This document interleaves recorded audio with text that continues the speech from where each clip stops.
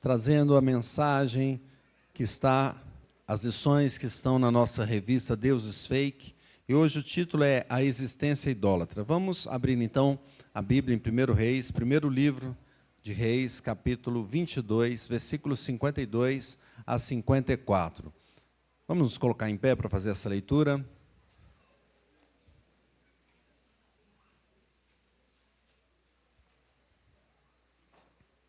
Diz assim um texto: Acasias, filho de Acabe, começou a reinar sobre Israel em Samaria, no 17º ano de Josafá, rei de Judá. E reinou 2 anos sobre Israel. Fez o que era mal perante o Senhor, porque andou nos caminhos de seu pai, como também nos caminhos de sua mãe, e nos caminhos de Jeroboão, filho de Nebate, que fez pecar a Israel. Ele serviu a Baal e o adorou, e provocou a ira do Senhor, Deus de Israel, segundo tudo quanto fizera seu pai. Vamos orar? Deus, nós te agradecemos pela tua palavra, que foi lida neste momento, e pedimos agora que o Senhor nos ajude, que o Senhor conduza as nossas vidas, guarda o nosso coração, que nós tenhamos atenção e os ouvidos voltados para ouvir a tua voz, sua doce voz, e que nós sejamos edificados. Abençoe o teu servo para ministrar a tua palavra e ser instrumento do teu Espírito Santo. Nós oramos em nome de Cristo Jesus. Amém. Podemos sentar, queridos irmãos. Meus irmãos, nós vivemos num mundo que constantemente chama a adoração. Se você observar, o mundo está convidando o homem sempre a adorar alguma coisa. Ainda que muitos afirmem que não tem religião nenhuma, a verdade é que todo homem, toda mulher, todo ser humano adora alguma coisa.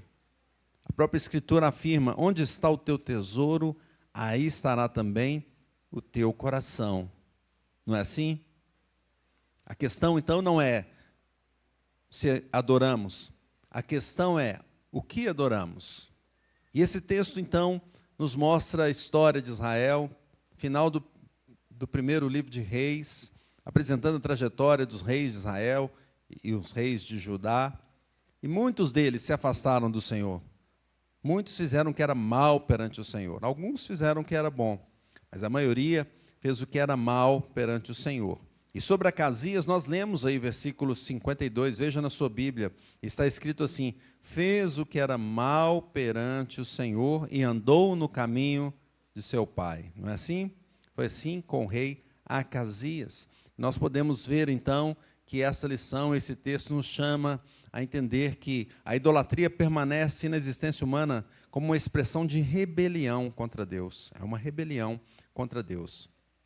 E como essa rebelião se manifesta na vida humana? Alguns pontos para pensarmos, meditarmos e mudarmos a nossa vida. Em primeiro lugar, a rebelião é marcada pela gestão. Leia comigo o versículo 53. Diz assim: fez o que era mal perante o Senhor, porque andou nos caminhos de seu pai, como também nos caminhos de sua mãe, e nos caminhos de Jeroboão, filho de Nebate, que fez pecar a Israel.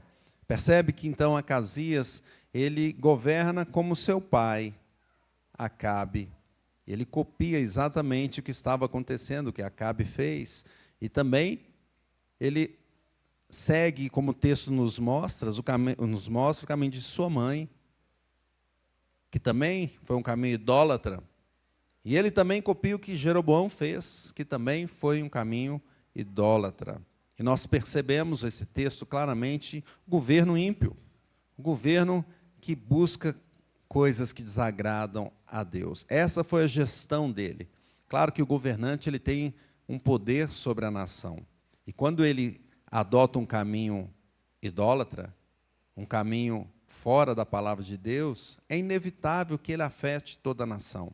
Pastor Marcelo leu esse texto hoje de manhã na oração, que diz assim, Provérbios 29, 2: quando o justo governa, o povo se alegra.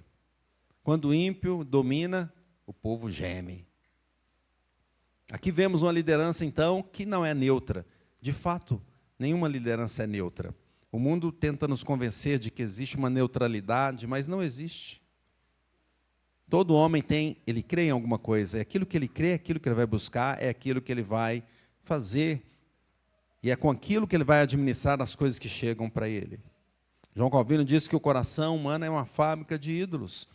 Se não adoramos a Deus, adoramos a ídolos.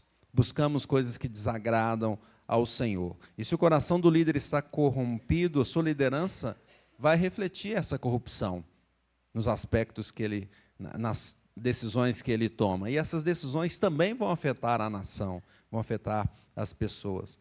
A gestão, então, rebelde, leva para longe do Senhor. A gestão que não tem uma adoração a Deus, que as pessoas não adoram a Deus, elas buscam outras coisas, administram sua vida de forma incorreta e longe do Senhor. Acasias, então, externalizou na sua gestão os princípios que ele tinha, que eram os princípios longe de Deus. Hoje também, o mundo tem usado uma gestão fora dos princípios de Deus, em vários lugares. E nós percebemos isso claramente. Hoje nós temos a internet que nos permite enxergar até outras coisas que não víamos. E a gente percebe o mundo inteiro. No mundo inteiro existe, por exemplo, leis antibíblicas. Leis que levam as pessoas a fazer aquilo que desagrada ao Senhor. Muitas decisões de governos também são assim. Muitos administradores de empresas também são assim. Adotam situações, adotam decisões e até leis que levam para longe de Deus. Mas o crente avalia a sua administração, avalia a sua gestão e quer que ela seja próxima do que o Senhor fez, próxima daquilo que agrada a Deus. Olha, por exemplo, para José e vê como José, mesmo no Egito, ele agradou o Senhor e ele fez aquilo que era correto fazer. E com a sua administração, então, ele salvou várias pessoas da fome. O crente olha para Daniel e vê como Daniel, mesmo na Babilônia, mesmo numa nação, num império que era totalmente longe de Deus, ele manteve ali a sua busca, a sua oração, a sua vida, o seu jejum na presença de Deus. É assim o crente. Segundo lugar, como nós vemos essa rebelião, então, essa rebelião é marcada pela religião. Leia comigo o versículo 53. Diz assim: fez o que era mal perante o Senhor, porque andou nos caminhos de seu pai, como também nos caminhos de sua mãe, e nos caminhos de Jeroboão, filho de Nebate, que fez pecar a Israel. Veja que ele cria alguma coisa. E aqui nós usamos, então, a religião. Ele cria que aquele era o caminho certo. Acasias troca Deus, então, por outros deuses.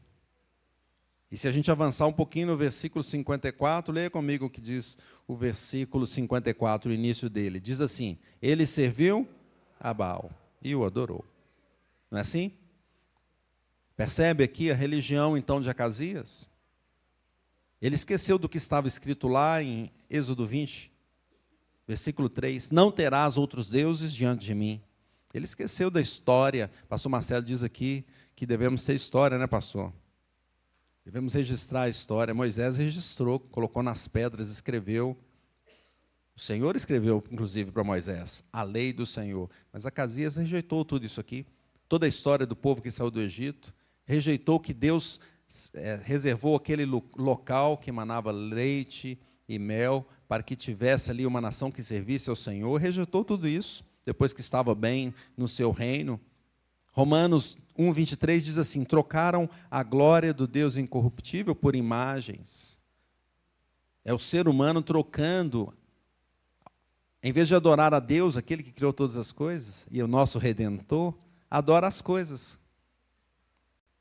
Adora a criatura, adora a natureza. João Calvino diz que a mente humana, cheia de orgulho e ousadia, ousa imaginar um Deus conforme a sua própria capacidade. Então o homem vai lá e tenta imaginar um Deus conforme a sua capacidade. E o desenha ou faz ali uma estátua, ou mesmo cria no seu coração: esse é o Deus que eu gostaria que fosse. Mas Ele é o Senhor, devemos adorar como Ele é, e não como nós gostaríamos que Ele fosse. Quando o homem rejeita o Deus verdadeiro, ele não deixa de adorar, mas ele cria um substituto, e adora o substituto. Tem até um filme assim, não sei se os irmãos já viram, que chama Substituto. Já viu? Substitutos, me parece. E é um filme onde as pessoas, na tecnologia avançada, talvez a gente chegue lá. As pessoas ficavam em casa, sentavam numa cadeira e ficavam como se fosse só pensando num robô. E esse robô era perfeito. E o robô era um androide que estava no meio da cidade, indo para todo lado. E os robôs perfeitos, a maquiagem, né? Nem tinha maquiagem, né? A pele era perfeita, o cabelo, tudo perfeito. O homem é assim, o homem tenta colocar a sua imagem e cria um substituto, e ele faz isso também para Deus. Sproul diz que a idolatria não é apenas curvar-se diante de imagens, mas confiar em qualquer coisa que tome o lugar de Deus. E hoje é assim. Muitos estão buscando outras coisas para colocar no lugar de Deus. É uma criação do homem, não é? Mas a verdadeira religião não é uma criação do homem. A verdadeira religião, o que é a religião? É religar. A verdadeira religião é Cristo Jesus, que veio nos religar com o Pai, que veio trazer de novo a condição dessa reconciliação. Assim pensa o crente. Assim, culturas diferentes têm a liberdade de criar a sua própria espiritualidade, de negar a verdadeira espiritualidade que é o Senhor. Contudo, os crentes buscam Jesus Cristo, pois Ele é que vai nos fazer realmente cheios, plenos, e na vida eterna perfeitos, com o corpo perfeito para a glória de Deus.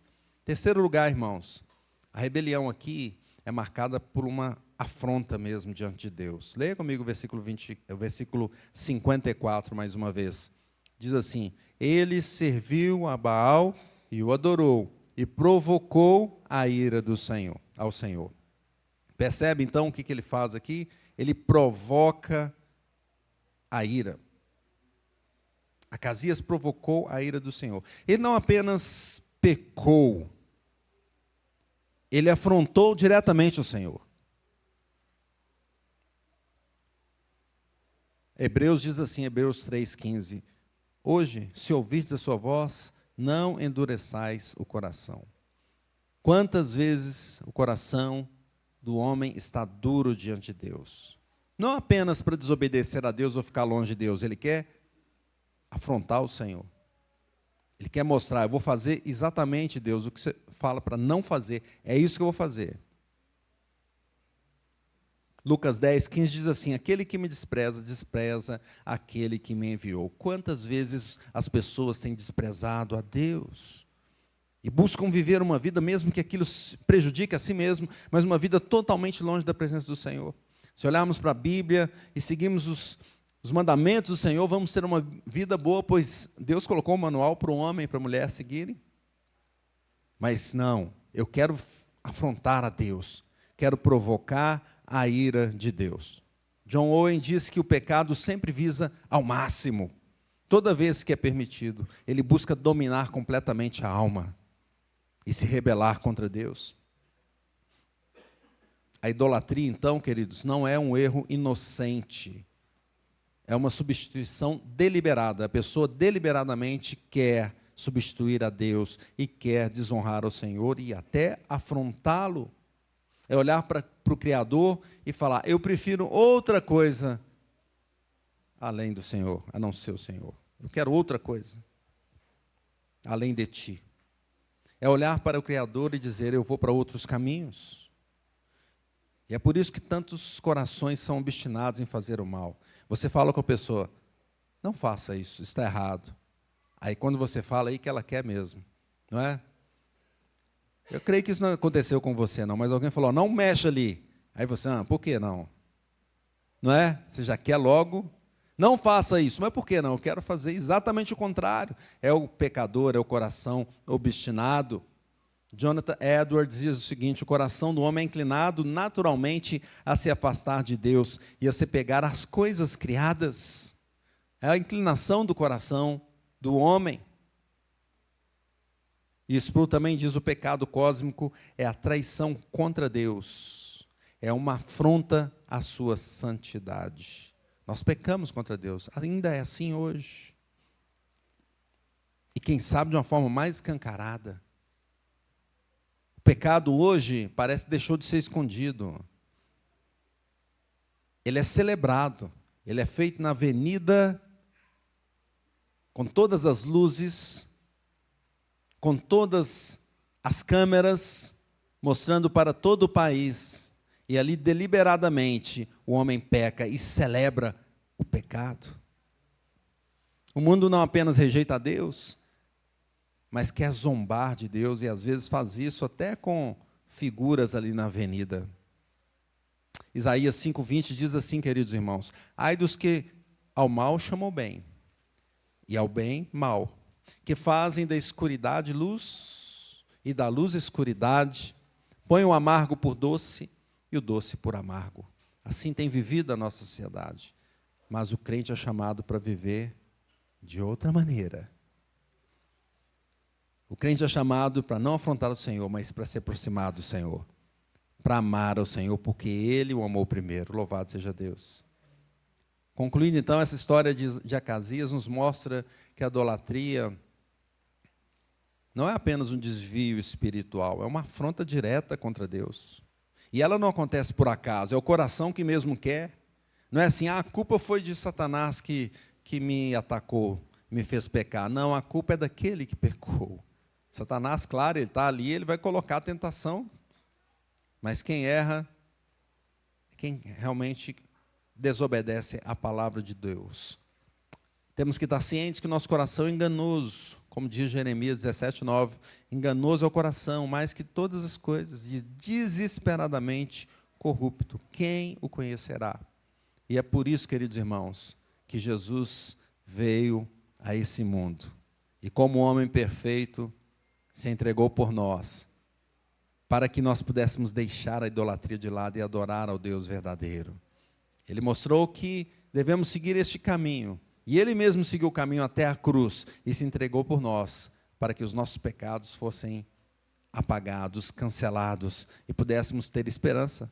Senão também estaríamos sem esperança. A nossa gestão seria igual a de Acasias, com tudo que temos. A nossa vontade é afrontar a Deus. A nossa religião, a gente criaria uma religião para chegar ao Senhor. Mas Cristo é aquele que nos liga a Deus. É por isso que estamos aqui nessa manhã, para adorar o Senhor. Então, como viveremos? Em primeiro lugar, sendo governados pelo Senhor. O Senhor é que governa a nossa vida. A palavra de Deus é que nos dirige. O Senhor governa em nosso coração, dizendo o que devemos fazer. Como viveremos, meus irmãos? Viveremos nesse caminho que é Jesus. Jesus é o caminho, Jesus é a verdade, Jesus é a vida. Enquanto estávamos andando ontem fazendo evangelismo, os irmãos da mocidade fizeram alguns cartazes, e a gente andava com os cartazes, uns entregando folhetos, outros conversando com as pessoas, outros no megafone, né?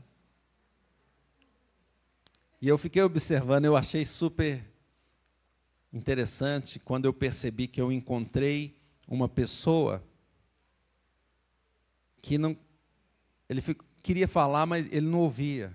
Eu não sabia. Eu cheguei para ele falando de Jesus, não sei o quê, e aí ele começou a falar, eu não ouço e tal. Aí eu dei o folheto para ele.